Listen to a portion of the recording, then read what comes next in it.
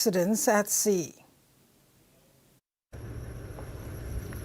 The Madang Rapid Response Network, or MRRN Plus, is a WhatsApp forum utilized by boat owners and passengers in Madang to report emergencies at sea, and they have recorded over 100 distress calls between December 2025 and January 2026.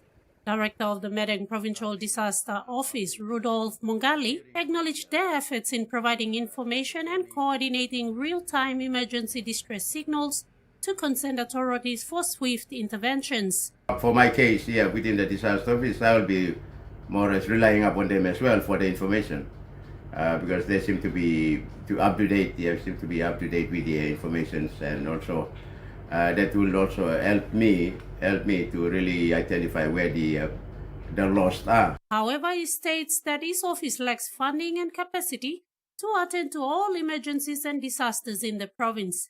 It is quite difficult in the sense that the office is facing problem with logistic, and that's talking about logistic, you're looking at the financial resources and also the availability of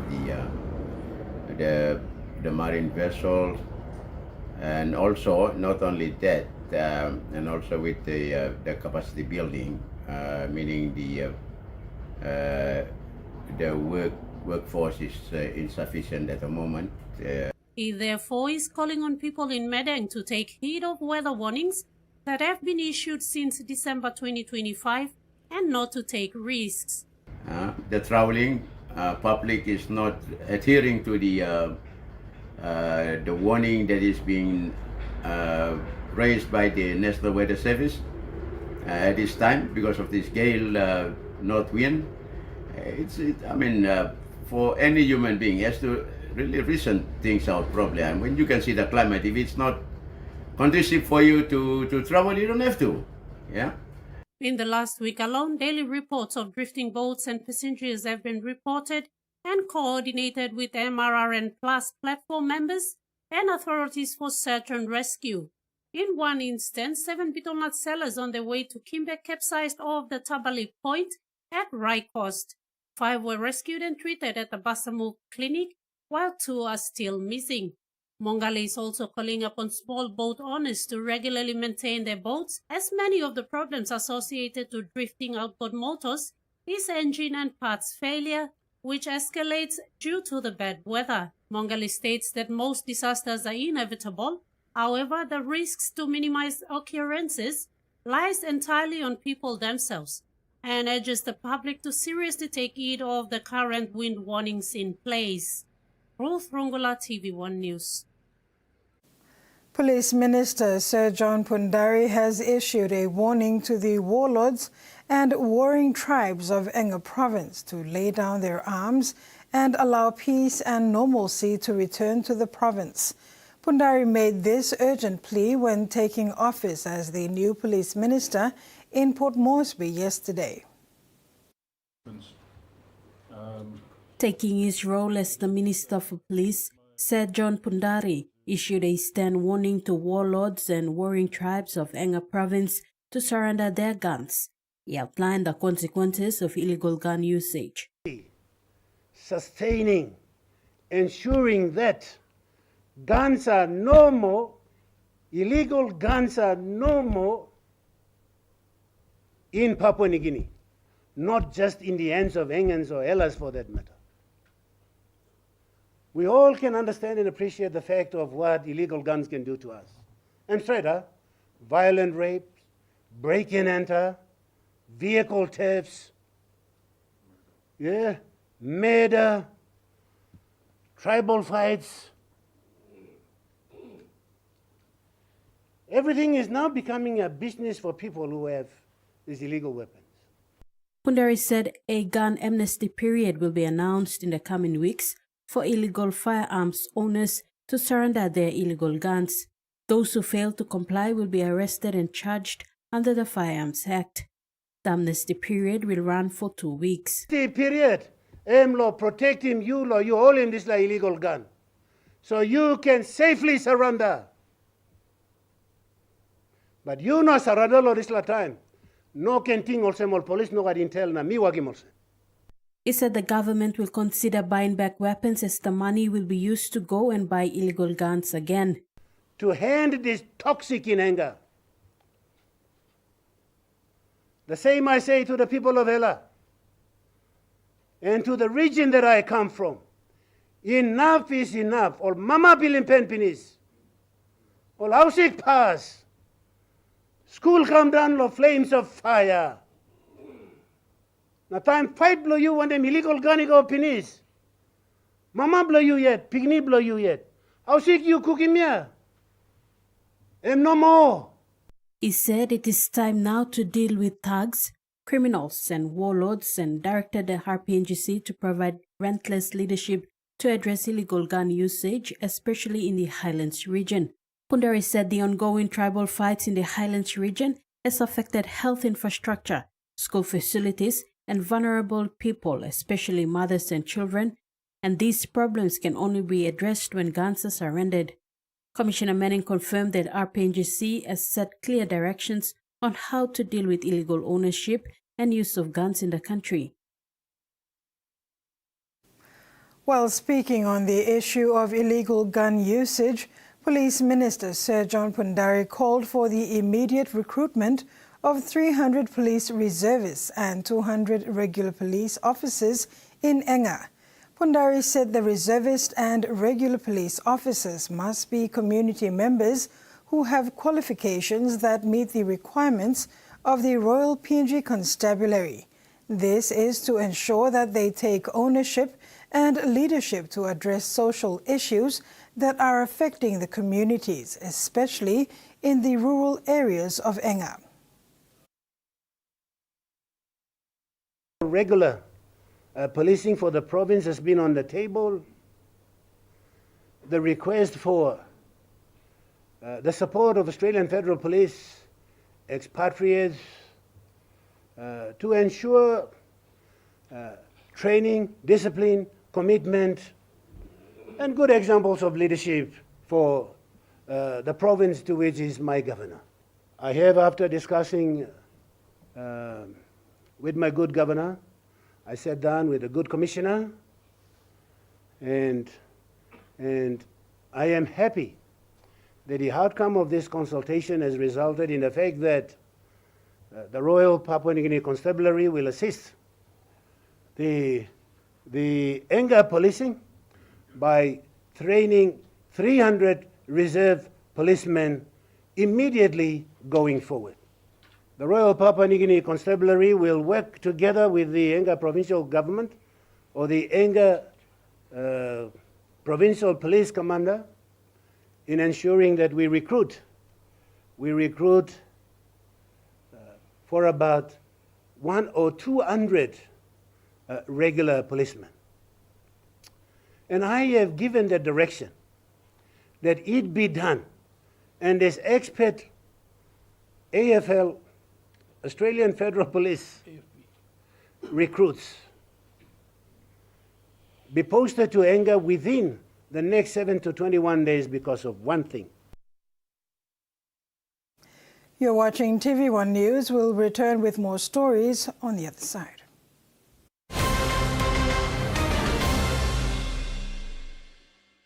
For too long, banking has felt out of reach for many. But now, BSP's One-Took Wallet is here to change that. Send and receive money, pay bills, and top up. It's your money, wherever, whenever. Because at BSP, we are committed to improving how our customers connect to our One-Talks, to our family, to the ones we love. BSP's One-Took Wallet. Money made easy. Dial *131# for everyone. Open Lens.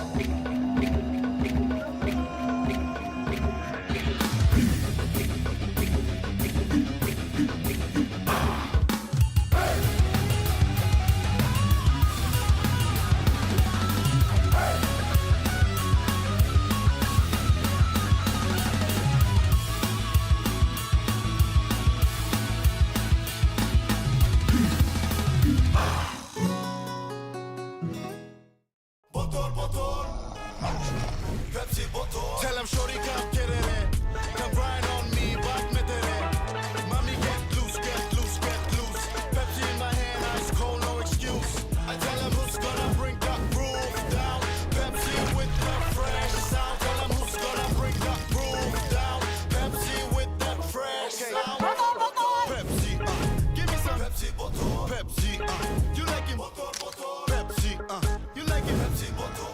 year 2024, 7 pla baby i born one time HIV. HIV ikan go long baby long triple rot. Time bel mama ikat HIV, long time long karing baby, na time baby is susu. Tasol yumi can help him bel mama long look out him baby inside long bell. Go quick time long bel mama clinic na kiss him antenatal check. Time yumi pan him sick HIV area o time bel mama i positive penis, early treatment i can save him baby. Give him baby healthy start long life. Stop him spread long sick HIV eagle long baby. This latok sawe ikam long National AIDS Council Secretariat. Hands full? No problem. Use your voice to talk to TVWAN.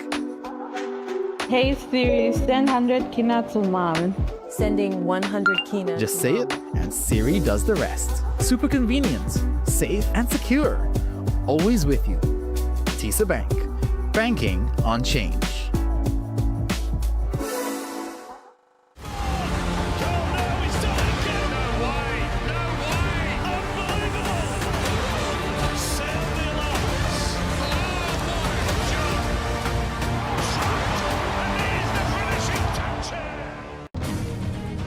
It's not just a sport, it's a way of life. Really good with ball in hand and will score under the post. Charging down the field, shot by Maka. How about that for defending? McCarthy Black takes them all on the outside and he's gotten away initially. And now Faith Nathan slices between the New Zealand defenders. And they're almost the way they are, Fiji.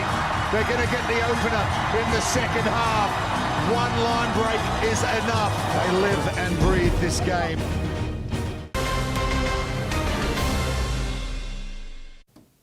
Welcome back.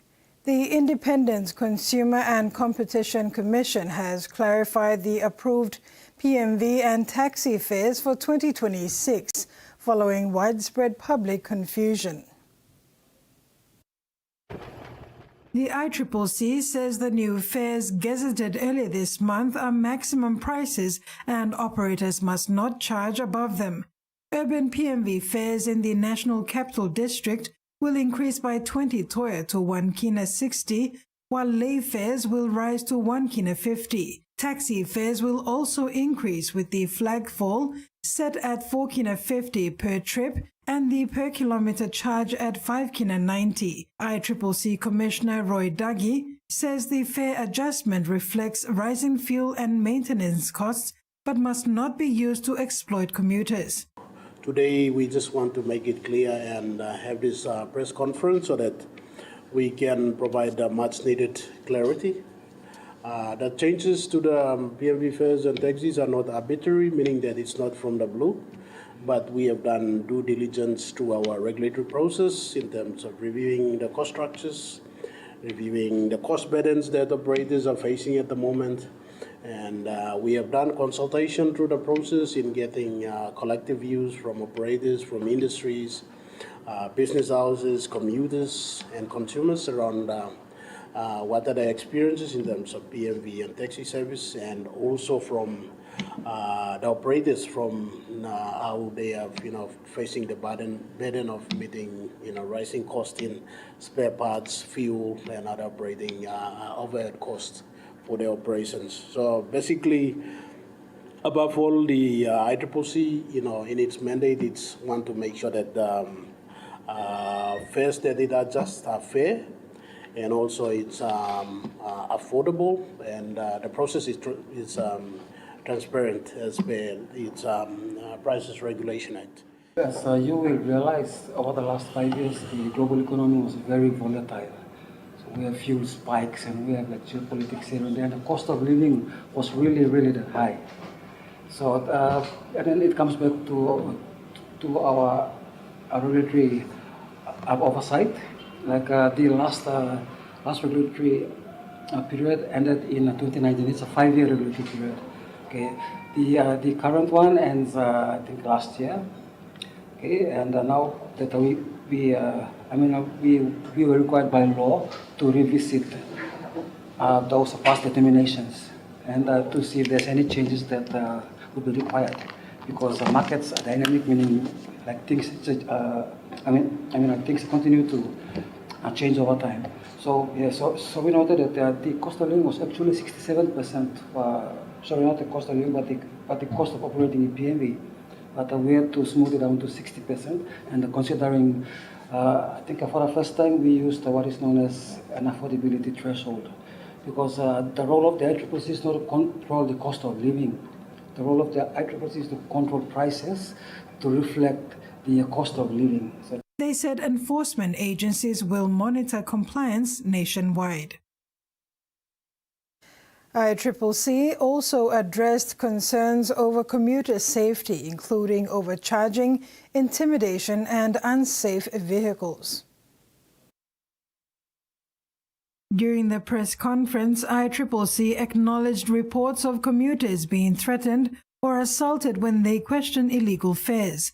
Commissioner Roy Dagi said fare increases do not give operators the right to abuse passengers or ignore the law. He also responded to concerns that operators justify higher fares due to maintenance and fuel costs, while many vehicles remain unroadworthy.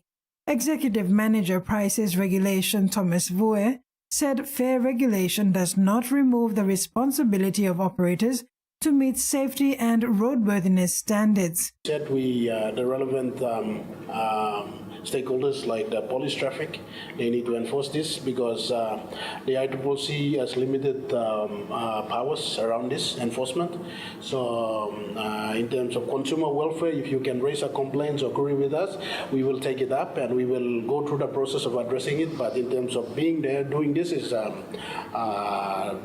RTA, Road Traffic Authority, and police traffic need to step up on this because rates are gazetted and they are low. So, and then who does that? So for us, it's just reviewing the cost structure, setting the fees, but who does the actual enforcement on the ground? So that is police traffic, and RTA needs to do this. And maybe going forward, RTA needs to have that specific, like fares printed and put on bus tickets or ICCC. We can, do this, but there are some more things that needs to be done. But all stakeholders, we need a collaborative effort to ensuring that our commuters can feel free to travel right. Yeah, so I think we just need to go back to the process of registration, the inspection, and registration is making sure those registered PMV operators and taxi operators are on the road. Any other unregistered, because most of the unworthy or not unworthy, like not roadworthy, are those that are unregistered. You would often find them. So that's why RTA also need to step up on this to making sure registered vehicles are on the road, and also police traffic as well. And we need to have a system that needs to be robust, like online system where everyone knows who is registered and who is not. So if there's unregistered vehicle, like mostly taxis and PMVs that you go, you will see that those that are not roadworthy are unregistered. So this way we can take up those not roadworthy cars off the road, buses and taxis, and then make sure those that are worthy can be there, because safety and other things applies to that, and then they can apply that accordingly. But otherwise, those not roadworthy are likely to cost more to operate than those that are well-functioning vehicles. The ICCC is urging commuters to report overcharging and says stronger penalties are now in place for repeat offenders. The Samarai Murua district has made history, successfully exporting its first shipment of fish to the Thailand market. The milestone marks a major step in district-driven economic development and international trade participation. The historic shipment facilitated through the district-owned company, KKC Investment Limited, arrived in Thailand over the weekend. Over 420-foot containers of fish weighing more than 101,000 kilograms and valued at over $134,000 were sold at the Samut Sakon Fish Market.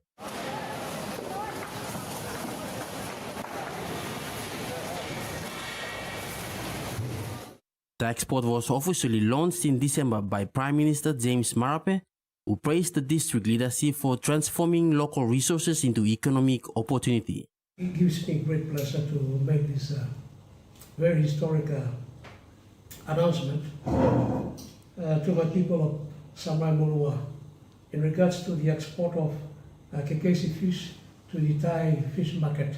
Member for Samarai Murua, EC Henry Leonet, says this is the first time the district has exported fish directly to an international market, describing it as a major achievement for local fishermen and rural communities. For my people, because they will now participate in designing and elevating their economic status, not only as being isolated and remote, but they will also participate in an economy that will help not only themselves but the district going forward. Leonard says Thailand, known as a global hub for seafood trade, provides strong market opportunities for Samarai Murua products.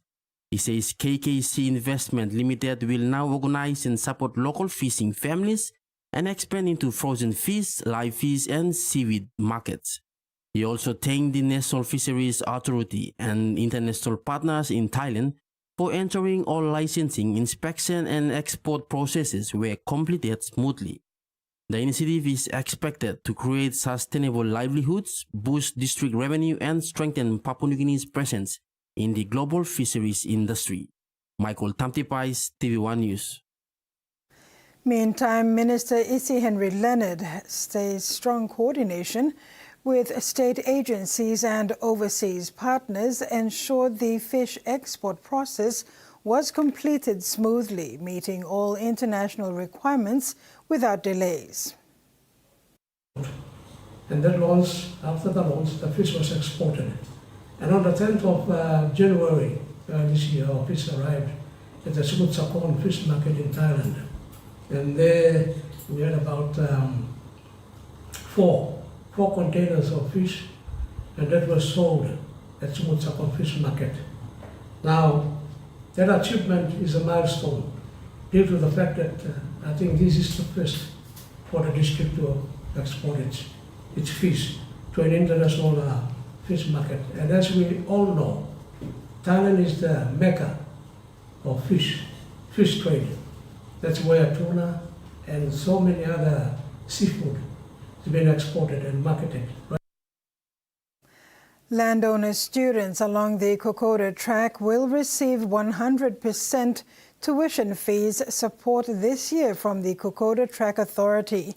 The assistance will go to landowner students along the track whose parents cannot afford to meet their children's tuition fees. For working-class parents from the track that live in Port Moresby, the authority will assist with 70% of the fees. KTA Chairman Jack Deya said KTA gets government funding of 5 million kina annually. That gives space for the tracking fees. They collect around 1.2 million kina annually to be used to assist pay fees for students. This year, KTA is expected to disperse about 300,000 to 400,000 kina, 304,000 kina in school fee assistance, given the increased number of students compared to last year. KTA distributed over 200,000 kina under this program in 2025. Meanwhile, Deya stated that KTA will do away with overseas sponsorship, saying it is too costly. Work of public servants in the Daulo district of Eastern Highlands Province has been boosted with the presentation of 4 new vehicles by the District Development Authority.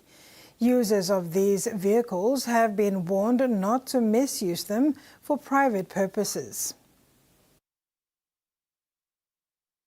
The vehicles costing around 1 million kina were presented at the Daulo District Headquarters on Friday by the Daulo District Development Authority. Director of District Local Level Government Affairs James Sipa told public servants that the vehicles are strictly for government work and must not be treated as personal property. He outlined that misuse of government vehicles has been a long-standing problem and said it must stop. Mr. Sipa also instructed police officers to stop random roadblocks on the main highway and instead use the vehicles to travel into villages to address rising social problems. These include drug abuse, sexual violence, killings, and other law and order issues affecting communities. He said 2 vehicles will be allowed to operate 24 hours a day for emergencies, while the rest must not be used after hours or on weekends without authorization.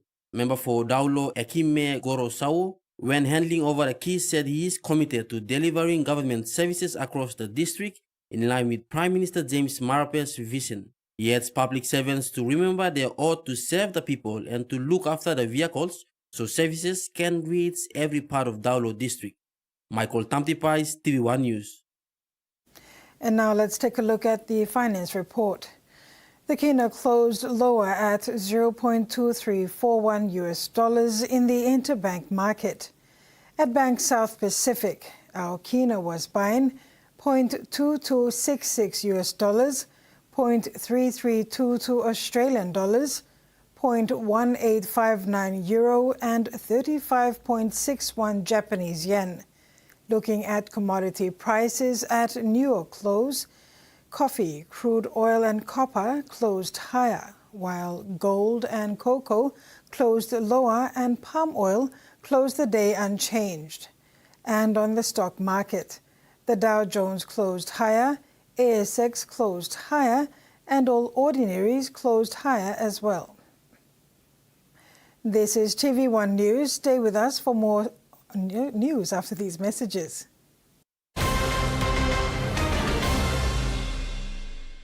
Banking doesn't have to be complicated. With PSP's One Talk Wallet, control your money wherever, whenever. Dial *131#, enter your PIN, select cash in or out, and generate a secure code to withdraw cash. It's the only wallet for cardless ATM withdrawals. Send and receive funds, pay for goods and bills, or withdraw cash with ease. All with PSP's One Talk Wallet. PSP's One Talk Wallet. Money made easy. Dial *131# today.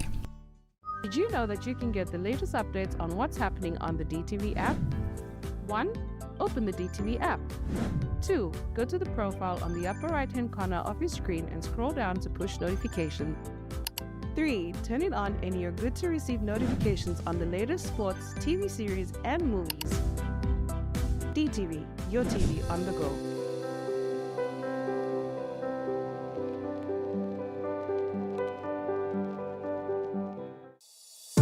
Missing the headlines that matter the most? Only one better way to stay up to date. TV1 Online. One click on tvwan.com.pg. Access PNG's breaking news, top stories, international news, and the latest in sports and entertainment. Visit tv1.com.pg wherever you are in PNG and bookmark it to your home screen. TV1 Online, the news source you can trust. Just one click away.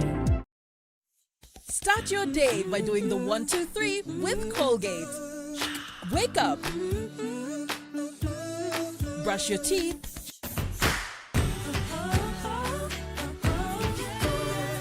And smile.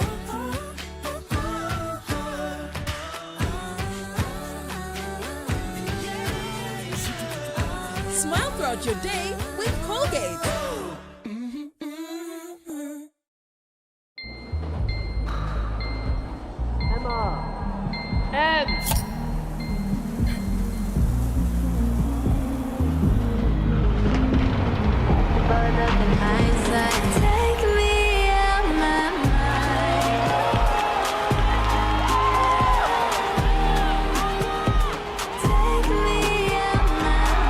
When you're all in, anything can happen. Grab a Coca-Cola and enjoy the moment.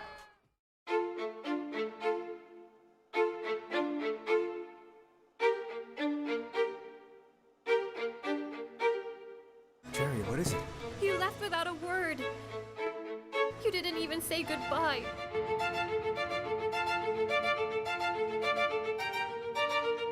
Did something happen? Nothing. You know that I'll keep waiting for you, right?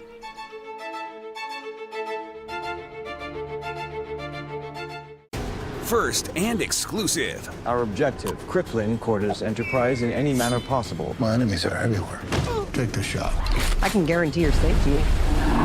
More or less. More or less? Hey, I was programmed to protect Katie. Are you going to stand in my way? Why just her classroom? Why only hers? Where are our children? What the smurf? I think I just smurfed my pants. First and exclusive. All new on Saturdays. Welcome back. With Gibensis Adventist Primary School upgraded to a junior high school level, the Huon Gulf District Development Authority has funded the construction of a new 6-in-1 classroom building at a total cost of 300,000 kina. The commitment by the district is to ensure young children get high school education at their doorstep. The upgrade to Gibensis Adventist Junior High School will cut travel time for children of the Wampar local level government area. They can now attend junior high school level in their own neighborhood. The classroom project is 90% complete and is expected to be fully completed and ready for use in February. Once completed, the newly classroom will cater for junior high school students and provide a safe, modern and conducive learning environment for quality. Once completed, the new classroom will cater for junior high school students and provide a safe, modern and conducive learning environment for quality teaching and learning. This development reflects the Huon Gulf's DDA ongoing commitment to education development, infrastructure investment and long-term human capital growth in the district. Michael Tamtipais, TVWAN News. The Fiji government has moved to reinstate Dr. Peggy Ravusiro as Fiji's official representative to the Miss Pacific Islands pageant, following a public dispute over her replacement by the pageant committee. Dr. Ravusiro, crowned Miss Fiji 2025 in December at the Suva Civic Centre, was replaced by first runner-up Ilava Samuels after disagreements over contractual terms. The dispute gained public attention as it raised questions about contestant rights, pageant governance and the use of public funds. The Fiji government, which provided nearly 20,000 kina to support the national and regional pageants, emphasized that the winner of Miss Fiji is required to represent the nation at the Miss Pacific Islands pageant. Acting Prime Minister Filimoni Vosarogo stated that cabinet decisions regarding public funding must be respected and organizers are expected to comply. Dr. Ravusiro had raised concerns about clauses in the contract affecting her illegal rights, safety and public reputation and declined to sign until amendments were made. The pageant committee, however, argued that operational and registration decisions fall under their authority and that appointing Samuels was consistent with rule and deadlines. The controversy sparked widespread public debate, with supporters backing Dr. Ravusiro and highlighting the importance of transparency, fairness and protection of contestants' rights. As the Miss Pacific Island pageant approaches, a resolution is anticipated to determine who will officially represent Fiji. The public awaits the final decision, which will confirm Fiji's representative at the Miss Pacific Islands pageant in Nadi next month. The Prime Minister and Queensland Premier are at loggerheads of the Commonwealth's gun buyback scheme. Anthony Albanese has called on the state government to justify its position, but David Crisafulli is intent on going his own way. Queenslanders answering the call and giving up their arms after the Port Arthur massacre in 1996. The Nationals Premier of the day backed the Howard government's gun buyback. I felt it very important that Queensland honour what the Prime Minister was seeking to do. Times have changed. Queensland and the Commonwealth are now at odds. Queensland won't be going down the path of gun buyback because it doesn't address anti-Semitism and hate, and it doesn't focus on keeping guns out of the hands of terrorists and criminals. I disagree with his position, respectfully, and I don't think it's in the interests of Queenslanders or the nation to not have national uniform laws. The state opposition claims the Premier is bowing to internal party pressure and is afraid of losing votes to One Nation. He's scared of his own backbench, he's scared of Pauline Hanson, he's too scared to do the right thing for Queensland. Premier Crisafulli, particularly as the leader of a state with such a high number of firearms, has a responsibility to keep Queenslanders safe. We are going to keep guns out of the hands of terrorists and criminals. One regional MP says the buyback targets responsible gun owners rather than criminals. And there's plenty of ways you can make things safer around firearm laws, but the federal government's missed the mark.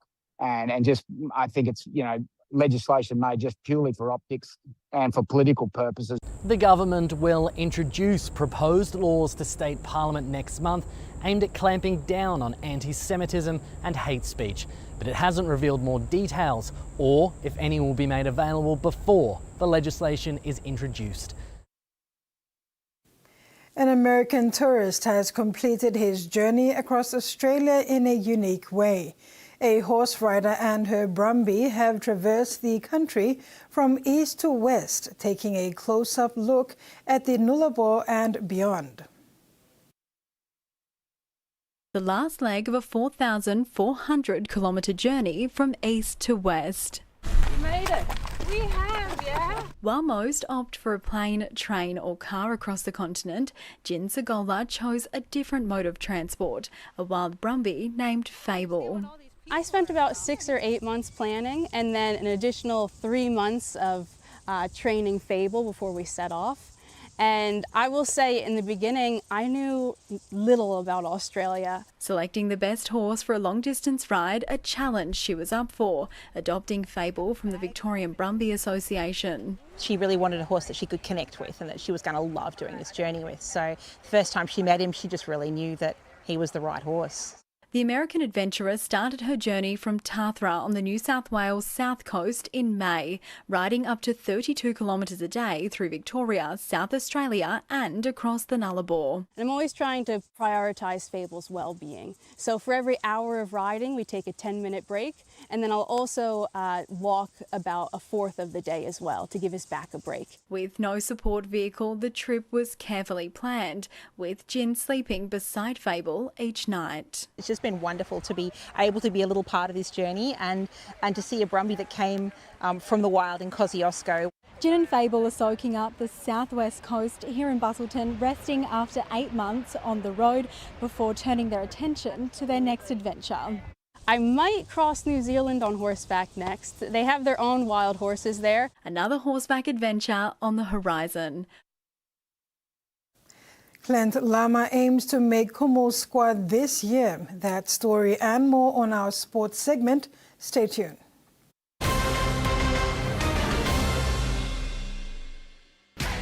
Living in a village? No problem. No power? No problem. No TV? No problem at all. Now you can watch your favorite sports and entertainment shows right from your phone or tablet. That's right, it's mobile and convenient. So what are you waiting for? Download your Digicel TV app today. Watch TV any place, anywhere, anytime. And the Hermes Ransom and Queensland. New South Wales lead the game. Oh, that's enormous margin. Digicel TV app, PNG's #1 mobile TV app. Dial *675# or visit my Digicel app to buy your TV plan today. 24-hour service. Always there when we need them the most. They risk their lives to save mine. They are ordinary people doing extraordinary things. They are our everyday heroes. St. John Ambulance, trusted to care. Cold Power Citrus Blast uses stain-fighting active particles to remove dirt, grease and stains from your family's washing with less scrubbing and rubbing, reducing wear and tear and saving you time. Cold Power Citrus Blast has an amazing citrus fragrance that gives that extra freshness that will last all day long.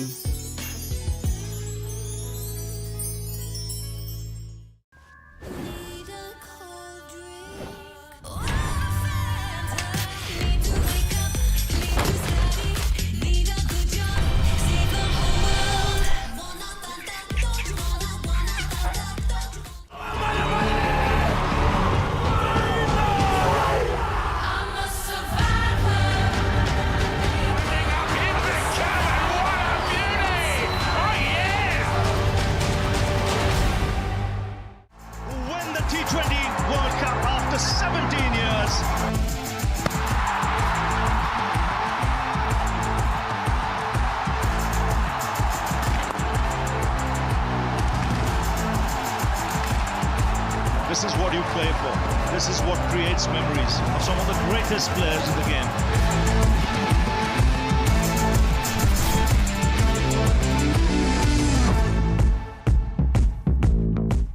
I've always had a love for food. It's to die for.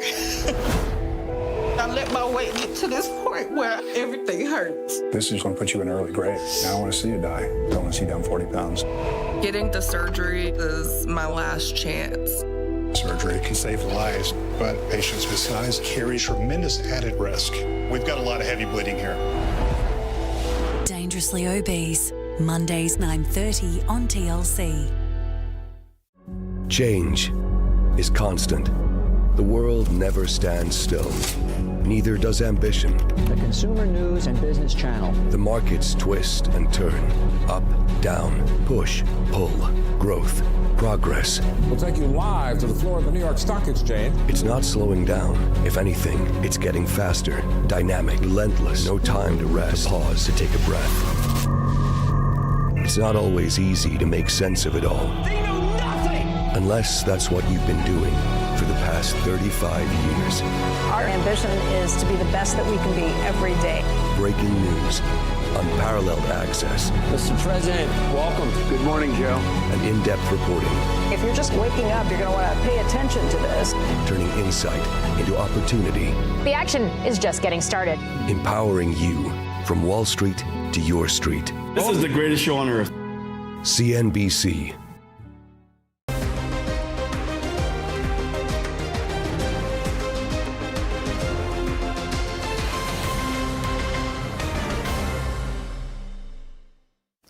Welcome to the sports segment. PNG Hunters Centre second rower Clint Lama is committed to stay focused this Host Plus Cup season and make the Kumuls team towards the end of the year. Lama expressed his optimism today in Port Moresby when highlighting his preparation for the 2026 competition.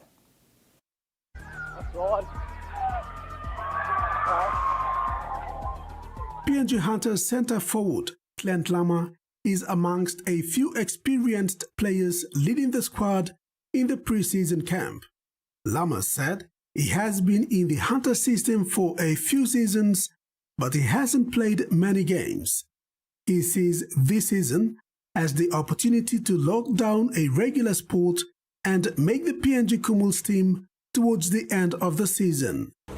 Just trying to keep my heads down and focus on my goals, like hopefully end of this, make it to Kumuls, that's my focus and my goal for this year. Deep into the second half of the Block 2 pre-season training camp, Lama said that the new boys have been impressive so far, indicating good progress. Yeah, a lot of new boys coming up. It's good. They brought good energy and it's been good so far. He said all the boys are appreciative of the training by coaching staff under the guidance of Paul Aiton. It's good to, there are good coaching staffs here. Most of the new boys, but they are so good. The PNG Hunters finished the Host Plus Cup season 2025 in the preliminary finals. The National Pride team has recruited some exciting talents and have them camped with some experienced hands for the season 2026. The PNG Hunters is in for the big season this year. Rex Litter, TVWAN Sports. The Port Moresby Vipers 9 select side have departed for Brisbane, aiming for a second shot at making cup finals at this year's Premier Nines League tournament at Runaway Bay on the Gold Coast. The Nines tournament starts on the weekend. The squad comprises mainly youth from the Vipers development pathway, supplemented by fresh talent from the NCD Governors Cup and Port Moresby Rugby League. Just to match them up. Team manager Philip Comboy, when providing an overview of the tournament rules and qualification process before departure, explained that last year the Vipers were invited to participate and performed exceptionally well, reaching the semi-finals in 2025. The Gold Coast Nines kicks off on Saturday, January 24, with the finals on Sunday, 25. So for us, we were an invitational side last year, 2025, and this year, just because we finished in the semis, we secured our spot for this year. Our preparation for this year is quite different. Last year was our first time to participate. Most of the boys, 13 players, rugby league, they play 13s, not 9s, so it was a challenge for us to throw ball here and there. Having a mixture of, a lot of forwards in to cater for the size, because the competition is mainly based on NRL players, ex-NRL players. We wanted to bring the size down to compete with them. This year, the Vipers have adjusted their approach to team bonding and preparation. Unlike last year, when most players were accustomed to a 13-a-side rugby, the current squad consists of talent specifically suited to 9s, players that are agile, speedy and skilled, while still possessing enough size to handle the physical challenges. Selection was based on size, and just to match them up. And in terms of throwing the ball, we did that. We play a pre-season combination as well with the 9s tournament training leading up to this our travel today. The tournament features 6 pools with 4 teams each. Vipers are said to face several former NRL stars, including Matt Bowen and the Fifita brothers, David and Andrew, as well as Corey Norman. Vipers' key focus is on exposure and marketing their raw talent at high-profile environments. Focus and concentration and preparation going into our season this year, our ex-movement competition this year is more about exposure and putting our young players out there. Going up against their role models, their idols or people they watch in NRL. And to have that experience, like you said, rub shoulders, it will be a big boost in our team, especially confidence-wise, mind preparation going into our competition. Coaches Wellington Albert and Brendan Gutuno are rebuilding the Vipers with a band of fresh hands. Vipers are the only team from outside Australia participating in the tournament. Terry Longwood, TV1 Sports. 3 young PNG tennis sensations had an experience of a lifetime when they witnessed the Australian Open 2026 this week, an invitation from Tennis Australia. The youngsters were part of this event after their impressive performances in the Australian Super 10's Talent Showdown program, which was held recently in Melbourne, Australia. PNG Super 10's juniors, 7-year-old Lawrence Lumbam, Micah Tabuchi, 10 years of age, and 9-year-old Vianney Juriel were allowed to be part of the Australia Open 2026 in Melbourne. They were members of the PNG junior team, comprising over 7 juniors who participated at the Australia Super 10's talent program. The 3 juniors were invited to tour the courts on Kia Arena, Melbourne Park, in front of hundreds of Australia Open fans before the first match of the day kicked off for Day 2 of the Australia Open on January 19th. Young Tabuchi was given the honour of doing a coin toss for the first match of the day between Australia's Tom Hunters and Jay Bozers. The 3 under-10 juniors were invited to be part of the Australia Open 2026 following their impressive performances in the Australia Super 10's Talent Showdown.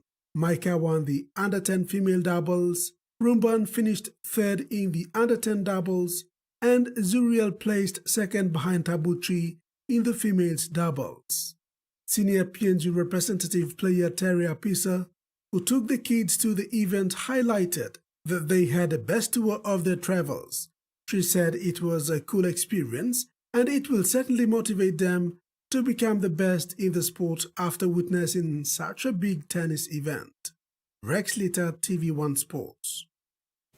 Vanuatu United's upcoming match against South Island United in the OFC Pro League will be a special occasion for Vanuatu winger Jordi Tasip, who will be lining up against many familiar faces on Friday, January 23rd.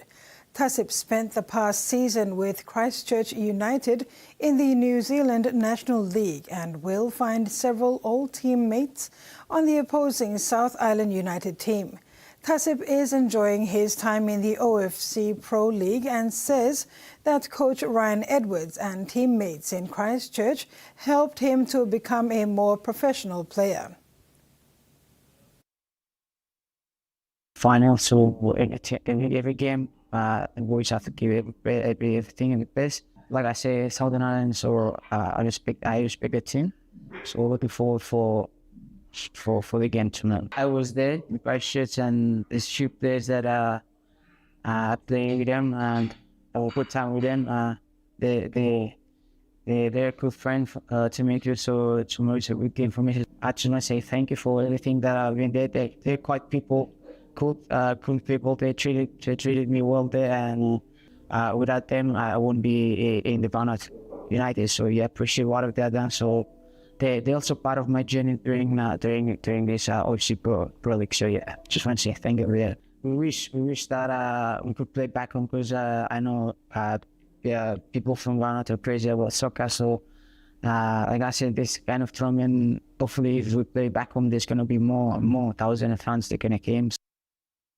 And that's all we have for sports. Now for the weather report.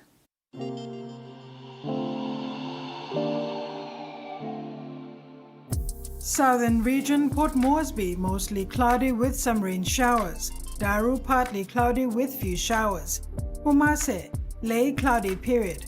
Wewak, mostly fine, becoming cloudy tonight with chances of few showers. New Guinea Islands, Lorengau, partly cloudy with chances of few showers. Buka, mostly cloudy with some rain and possible thunderstorms. And Highlands region, Goroka, Barnes and Kundiawa, mostly cloudy with some rain showers. Oceans forecast. Coral Sea, seas moderate to rough, northwest to westerly winds of 15 to 30 knots. Solomon Sea, seas moderate to rough, northwest to westerly winds of 15 to 30 knots. Bismarck Sea, seas moderate to rough, northwest to westerly winds of 15 to 30 knots. Pacific Ocean, seas slight, northwest to westerly winds of 5 to 15 knots. And coastal waters, waters of southern PNG and Indonesian border to Daru to Kiwai Island, to Kerama to Yule Island, to Hood Point, to Samarai Island. Seas 1.5 to 3 meters, rising to 4 meters at gale warning areas. Waters of Cape Vogel to Huon Gulf to Finschhafen. Seas 0.5 to 1 meter. And that ends another edition of TV1 News. Thanks for your company. Good night.